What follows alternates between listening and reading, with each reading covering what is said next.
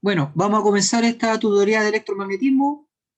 Quiero contarles que en la mañana a las 8 nos informaron que los profesores teníamos que reiniciar las actividades. Eh, Así que aquí estamos en esta tutoría. Recuerden que la tutoría, el objetivo es ayudarlos a aprobar el ramo de electromagnetismo, ¿ya?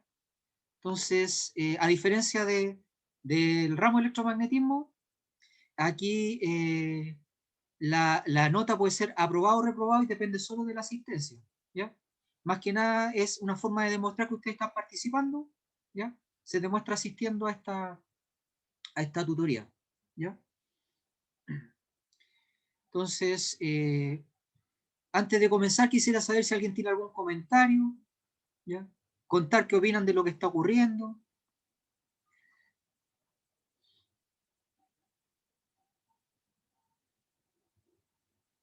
Mario Moya tiene algo que decir, sus impresiones. Nada en particular, profesor. Muchas gracias.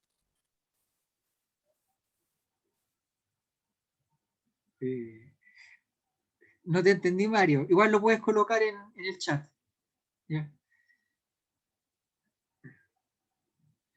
Bueno, la evaluación aún no me han especificado cuándo puede ser, ¿ya?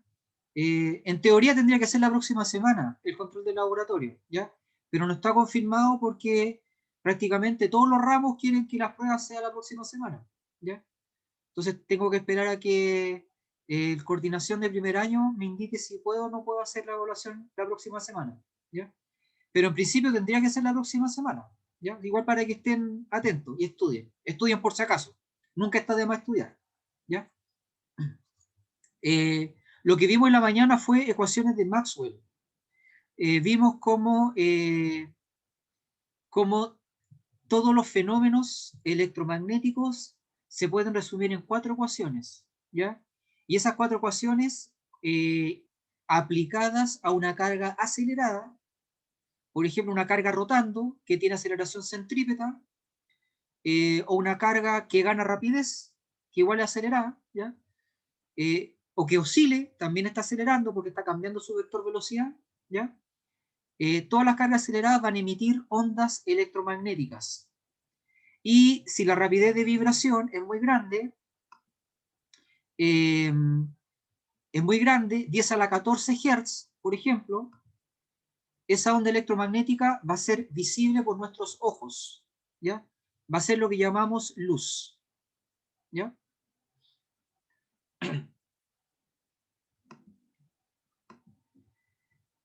Ya, entonces les voy a compartir pantalla. Esta es una guía que terminé de escribir hace poco, así que la voy a subir más tarde, ¿ya?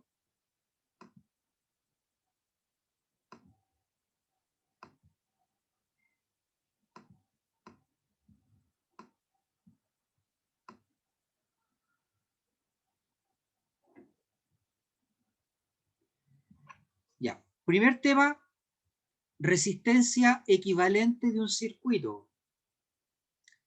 Si las conexiones están en serie, la resistencia equivalente es la suma de todas las resistencias, R1 más R2, etc. Y si están conectadas en paralelo, la resistencia equivalente es 1 sobre R1 más 1 sobre R2, etc. Y todo eso a la menos 1. ¿Ya? Eso implica que cuando están en serie, la nueva resistencia, la equivalente, va a ser mayor que la máxima, así que la corriente va a disminuir, porque la corriente va a crecer, ¿ya? O sea, porque la resistencia va a crecer, ¿ya? Y cuando están en paralelo, según la fórmula, la resistencia equivalente va a ser menor que la mínima. Así que como la resistencia disminuye, la corriente crece. Entonces hay que tener cuidado en ese segundo caso porque podría crecer tanto la corriente que se podría disparar mucho y quemar todo, ¿ya? Eso a veces pasa en experimentos de laboratorio cuando los estudiantes se equivocan en conectar resistencia y sin querer hacen que la resistencia sea muy baja porque hay conexiones en paralelo, por lo tanto empieza a salir olor a quemado, Eso es por la corriente muy elevada, ¿ya? Cuando eso pasa, hay que cortar al tiro la energía. Hay que apagar el interruptor, ¿ya? O desconectar la batería. Letra B, corriente. La corriente eléctrica suele ser transmitida por electrones en un metal, ¿ya? En un metal hay electrones libres o electrones con posibilidad de ser libres, que son los más externos. Entonces, cuando sienten una fuerza eléctrica generada por un campo eléctrico, se van a empezar a desplazar en forma ordenada, ¿ya? Cabe mencionar que a veces no solo un campo eléctrico hacen que los electrones se muevan, ¿ya? También puede ser la diferencia de temperatura. Cuando tienen un tubo de cobre, de modo que una parte del tubo está, o cilindro de cobre, una parte está helada y la otra parte le están aplicando mucho calor, los electrones también se van a mover, ¿ya? Porque la temperatura mide agitación microscópica, ¿ya? Y se van a mover hacia adelante a partir de la fuente de calor, ¿ya? Y eso también es una corriente, pero no generada por un campo eléctrico, sino por una diferencia de temperatura, ¿ya? Es decir, los buenos conductores de corriente eléctrica también son buenos conductores de calor, ¿ya? Bueno, y también la corriente puede ser iónica o farádica cuando es transmitida por iones, cuando es transmitida por átomos, átomos que le faltan o que le sobran electrones, ¿ya? A la derecha hay un dibujo de una corriente iónica donde, donde dice 3 y 4, está la médula, tiene una neurona motora, una neurona que no está en el cerebro, sino en la médula. Eso es para las reacciones rápidas, ¿ya? Por ejemplo, para quitar la mano cuando usted siente que se está quemando, ¿ya? Entonces, en ese caso, la corriente que se transmite por los nervios, por los axones, es una corriente iónica, ¿ya? Por ejemplo, iones sodio, iones cloro, iones potasio, etcétera, ¿ya? Letra D, el campo magnético se mide en Tesla. Un Tesla es un newton dividido por ampere por metro. Letra E, la capacidad se mide en faradios, ¿ya? Un faradio es un coulomb dividido por voltio. El coulomb dividido por voltio, o sea, cuánta carga almacena un objeto por cada unidad de voltaje aplicado, ¿ya? Si le aplican un voltio, ¿cuántos coulomb almacena? ¿Ya? Letra F, los dipolos terminan alineándose paralelamente con el campo externo, logrando así minimizar la energía potencial, ¿ya? No se olviden que moléculas polares, como el agua, cuando sienten un campo eléctrico externo, van a girar y van a girar hasta que dejen de hacerlo, y cuando dejan de hacerlo, la energía potencial es mínima y el torque es cero, ¿ya?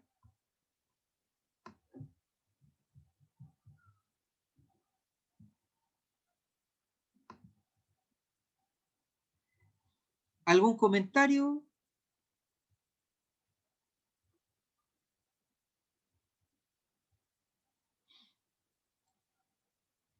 José Carvajal, ¿algún comentario? Carlos Arraño dice que no, ¿ya? Ok.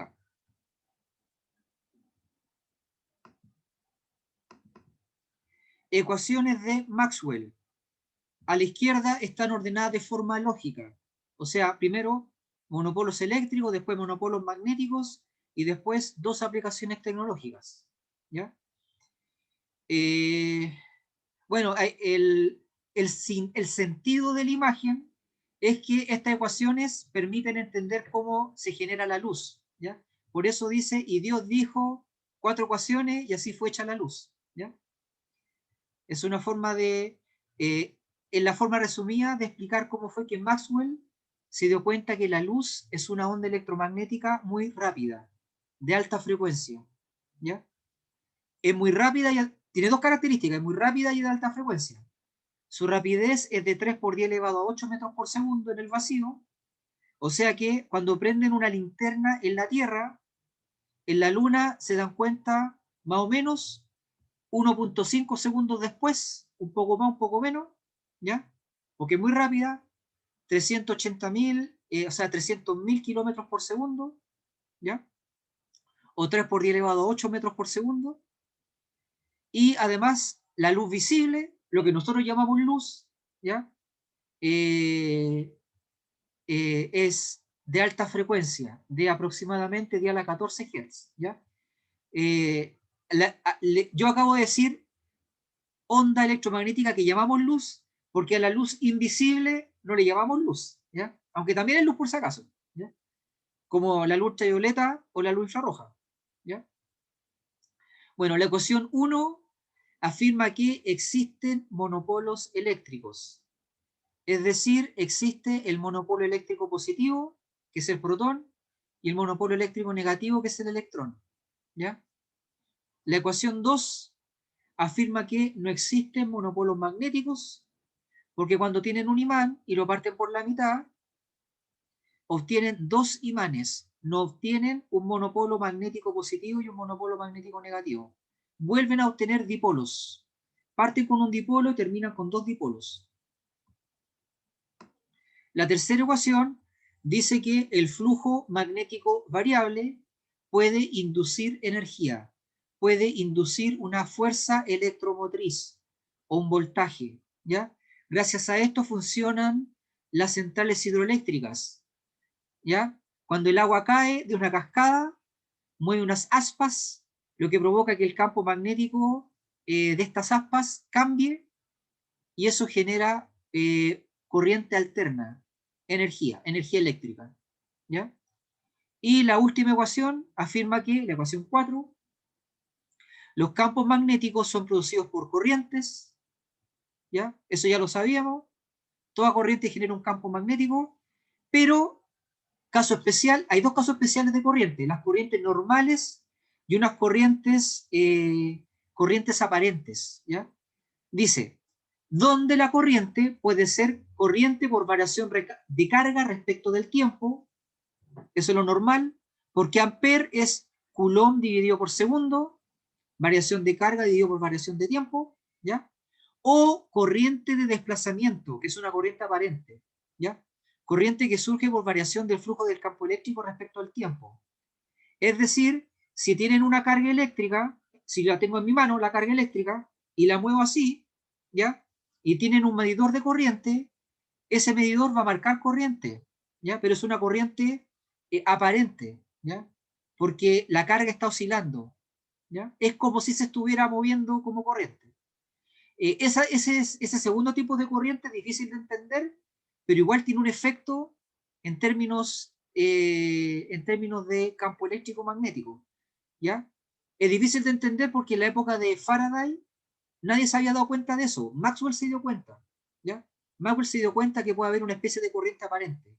De verdad se llama corriente de desplazamiento, corriente por desplazamiento de carga o por oscilación de carga, ¿ya?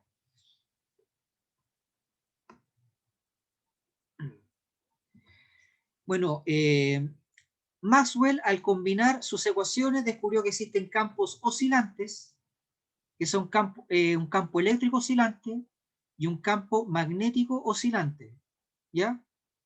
Y todo campo oscilante va a ser vector U es igual a U sub 0, seno de algo que se llama fase, que es K por X menos omega T más delta por el versor, ¿ya?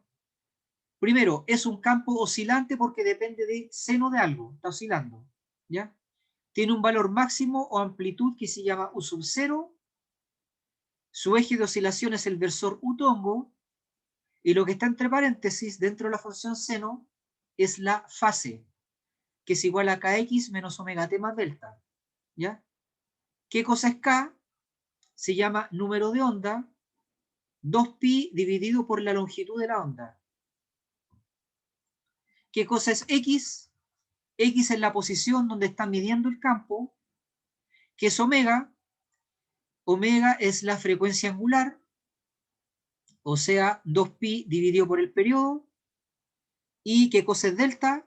Delta es la constante de fase, es un número que indica cuánto se desplazó la función seno, ¿ya? Porque cuando uno va a medir un campo eléctrico magnético, lo más probable es que no parta justo en el cero cuando uno llega a medirlo. Como que si queremos que parta justo en el cero, tendríamos que sincronizarnos con la onda, pero normalmente uno no se sincroniza. Así que uno observa la función seno pero desplazada.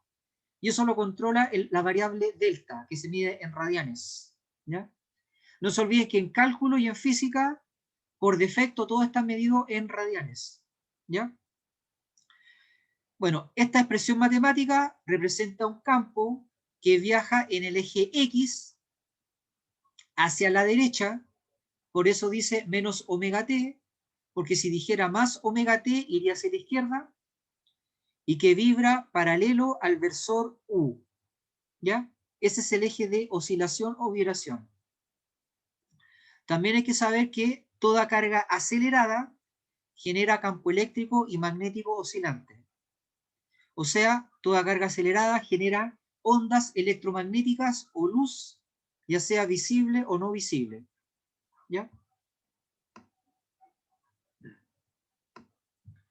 Lo que llamamos luz visible, ¿ya? Bien subjetivo el término visible, porque la luz que no es visible para nosotros es visible para una abeja, para un reptil, etcétera, ¿ya? Porque ven otras longitudes de onda. ¿Ya? Bueno, lo que nosotros llamamos visible se genera a partir de cargas aceleradas con una frecuencia del orden de 10 a la 14 Hz. ¿Ya? Entonces, por ejemplo, ustedes con una antena tipo dipolo, pueden generar señales con corriente alterna, haciendo que los electrones suban y bajen, ¿ya? Entonces ahí ya tienen aceleración, porque el vector velocidad no es constante, y eso va a generar ondas, campo eléctrico y campo magnético oscilante y viajero, ¿ya?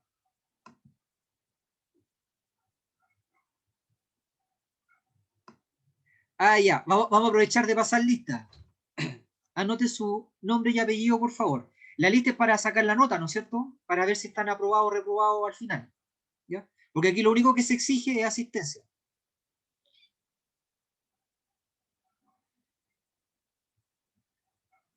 Ya. Entonces, esta antena dipolo tiene corriente alterna o electrones vibrando con velocidad que no es constante, así que emiten ondas electromagnéticas o campo eléctrico y magnético viajero y oscilante. Como pueden observar en el dibujo, hay tres vectores. Uno es la dirección de propagación, que si aplicamos la regla de la mano derecha sería el pulgar, ¿ya? En amarillo está el campo eléctrico, que sería el índice, y en naranjo está el campo magnético, que sería el dedo cordial, ¿ya?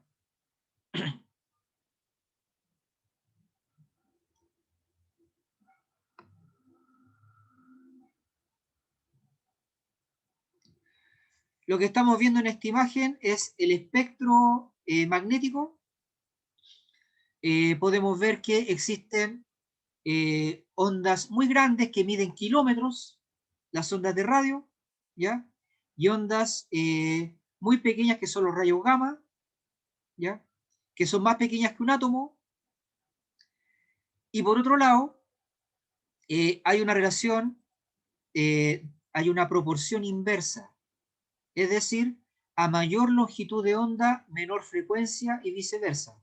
Entonces, las ondas de radio, eh, que, son, que son muy largas, tienen poca frecuencia, mientras que los rayos gamma, que son muy pequeños, tienen una frecuencia súper super grande, del orden de 10 a la 20 Hz. ¿Ya? Y además es importante saber que a mayor frecuencia, mayor energía. Esa es la ecuación de Planck.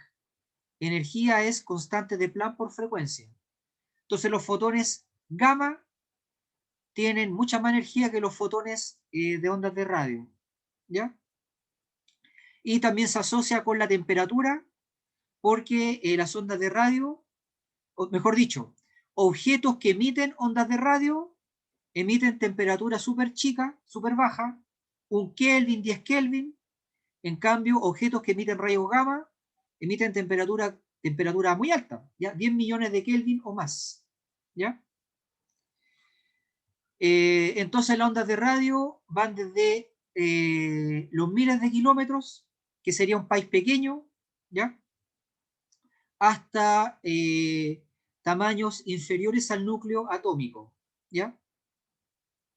Es bueno saber que la luz visible tiene una longitud de onda del orden de una bacteria, ¿ya? Esa es la longitud de onda de la luz visible. Entonces, si quieren ver objetos más pequeños, no nos sirve la luz visible, porque es como cuando los ciegos, mediante el tacto, detectan qué figura hay en una moneda. Entonces ellos no lo hacen con el codo porque es muy grande, ¿ya? Lo hacen con un dedo porque es como un sensor pequeñito, ¿ya?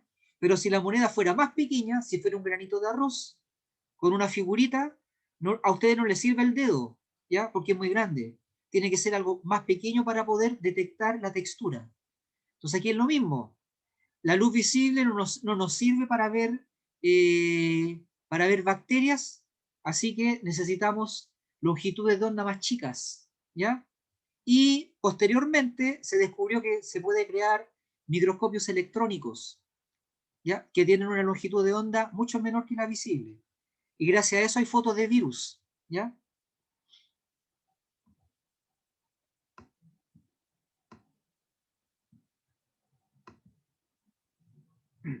¿Algún comentario?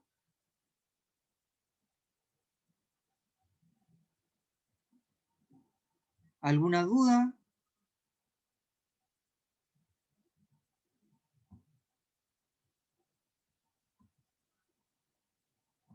Ya, no hay duda.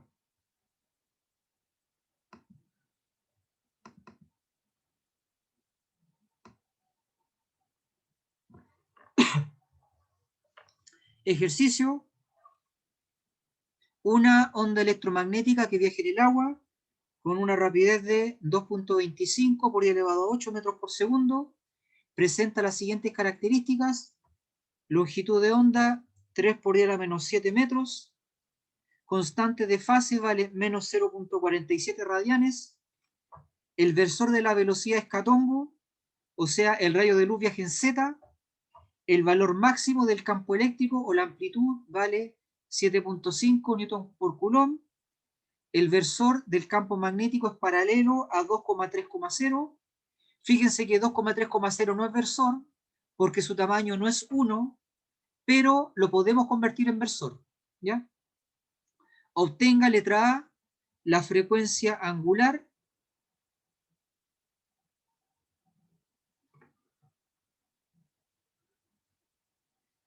Letra B, la expresión de la fase.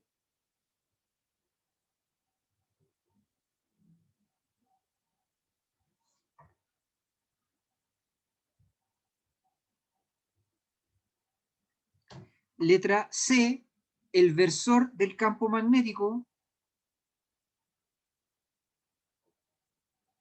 Letra D, el versor del campo eléctrico.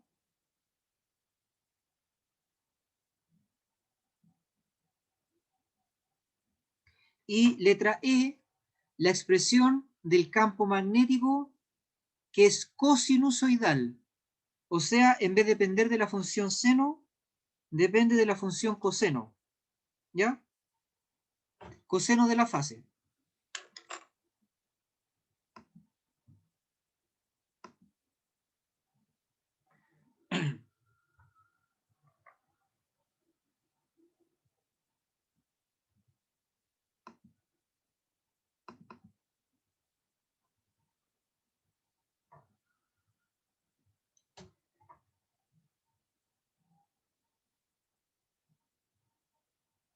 Letra A, la frecuencia angular es 2pi dividido por el periodo, o también 2pi multiplicado por la frecuencia.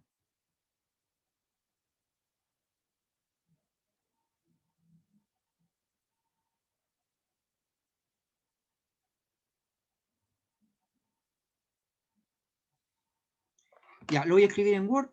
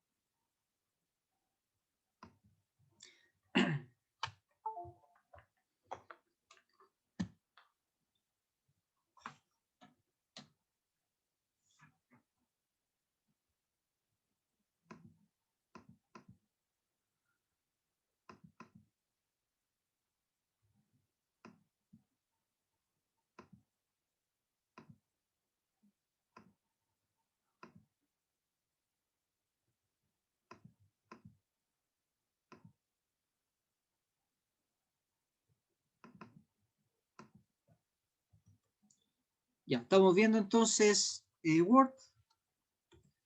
La frecuencia angular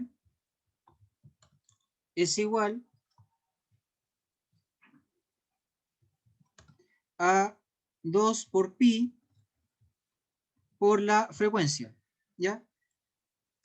Por otro lado, la rapidez de una onda es igual a lambda por la frecuencia, ¿ya? Lambda por la frecuencia. Así que podemos despejar la frecuencia, ¿ya? La frecuencia va a ser igual a c dividido por lambda, ¿ya? En este caso, c es dato, c vale 2.25 por 10 elevado a 8,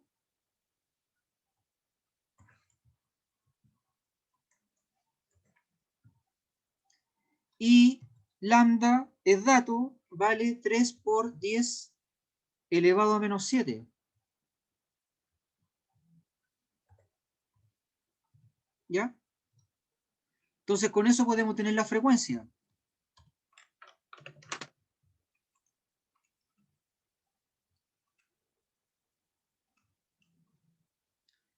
$7.5 por 10 elevado a 14.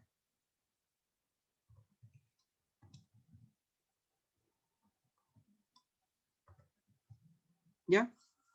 7.5.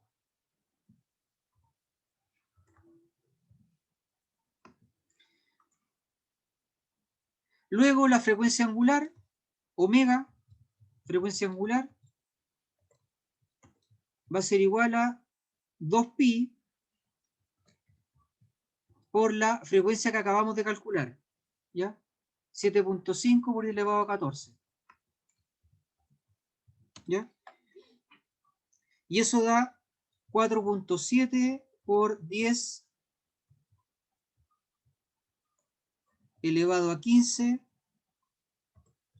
radianes por segundo. ¿Ya?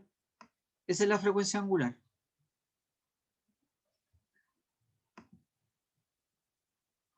¿Alguna duda?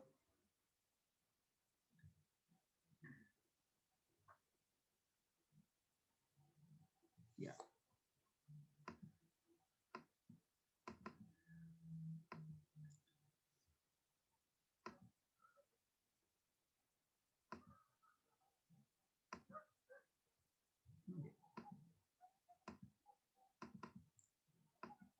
Letra B. Calcule la fase que es phi, ¿ya? Es K por el eje en el cual viaja la onda, ¿ya? El ejercicio decía que viajaba en el eje Z, así que es K por Z, ¿ya? Viaja en sentido positivo de Z, entonces sería menos omega por T más la constante de fase que se llama delta, ¿ya? Entonces la pregunta es, ¿cuánto vale K? ¿Ya? ¿Cuánto vale K? Para poder reemplazarlo. ¿Ya?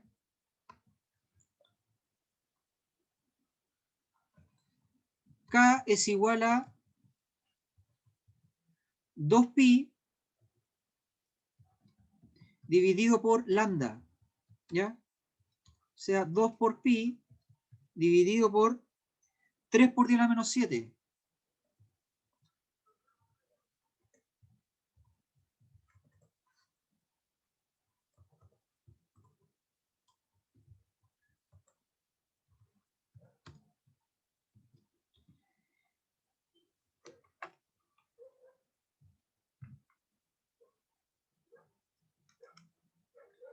(2.09 por 10 elevado a 7).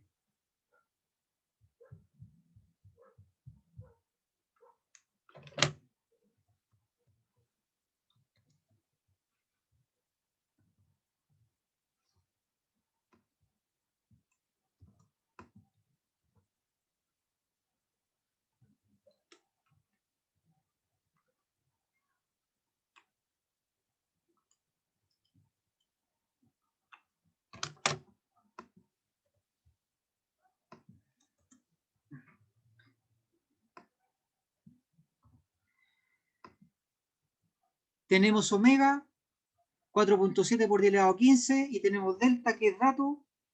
Delta vale menos 0.47, por lo tanto phi va a ser igual a K por Z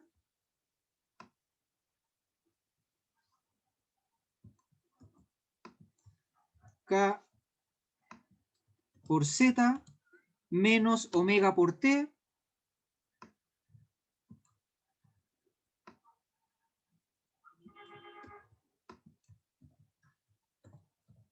más la constante de fase, que es negativa, menos 0.47. Y todo esto está en radianes.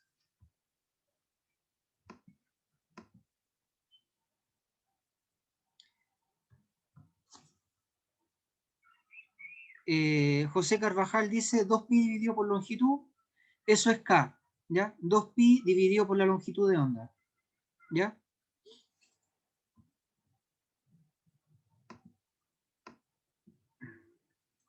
Letra C. ¿Cuánto vale el versor? ¿Ya? El versor del campo magnético es igual, dice que es paralelo a 2,3,0. Entonces va a ser 2,3,0 dividido por el tamaño de 2,3,0. ¿Ya? Dividido por el módulo de 2,3,0. ¿Ya? 2,3,0 dividido por Pitágoras, raíz cuadrada de 4 más 9, raíz de 13. ¿Ya? Eso da 3,61.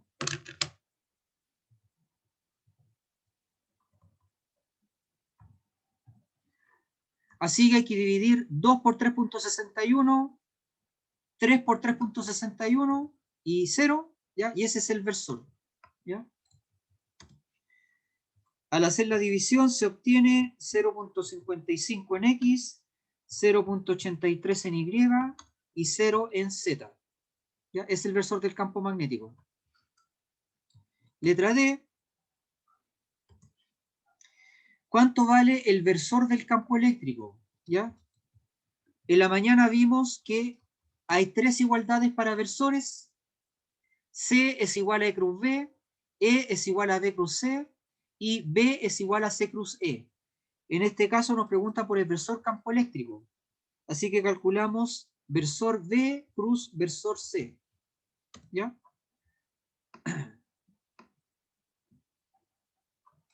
Y se obtiene, hay que hacer un producto cruz, ¿ya? Entre el versor B, 0.55, 0.83, ¿ya? Producto cruz con el versor velocidad, que dijimos que viajaba en Z, ¿ya? 0,0,1, ¿ya? Y esto nos permite obtener el versor del campo eléctrico.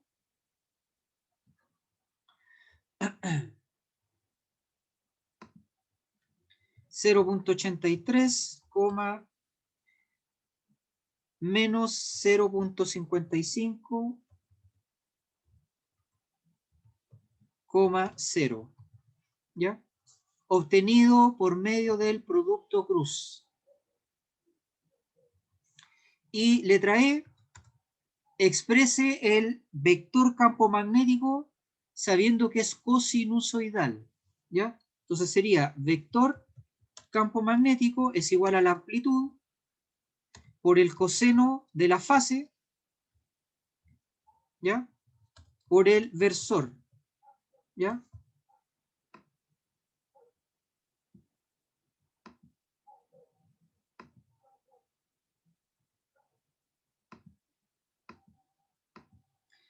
El versor que calculamos en la letra C, ¿ya? 0.55, 0.83 y 0.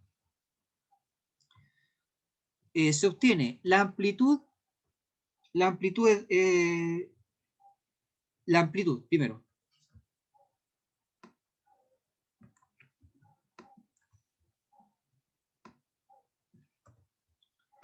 Existe una relación entre campo eléctrico, campo magnético y velocidad de la luz, ¿ya? La amplitud del campo magnético es la amplitud del campo eléctrico dividido por C, ¿ya?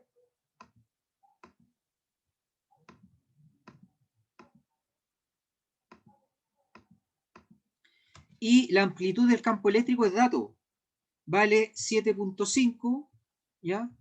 Y dividido por C, en este caso no vale 3 por 10 elevado a 8, porque el ejercicio dice que vale 2.25 por 10 elevado a 8, ¿ya?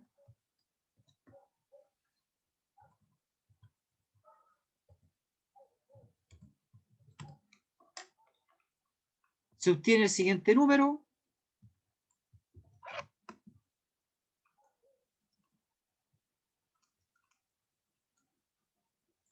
3.33 por 10 a la menos 8.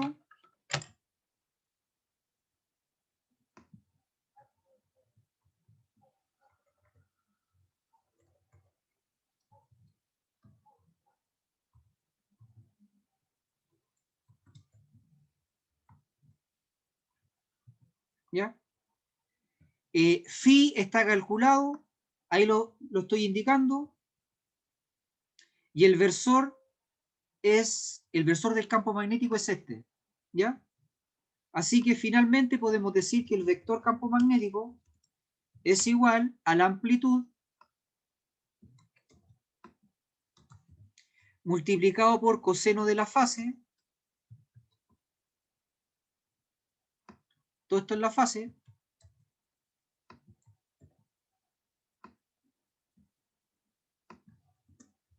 y por el versor, ¿ya? El versor del campo magnético.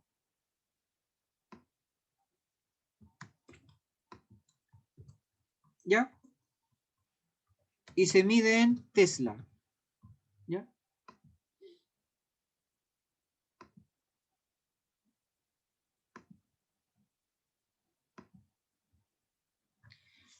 Y ahí está resuelto el ejercicio. ¿Alguna duda?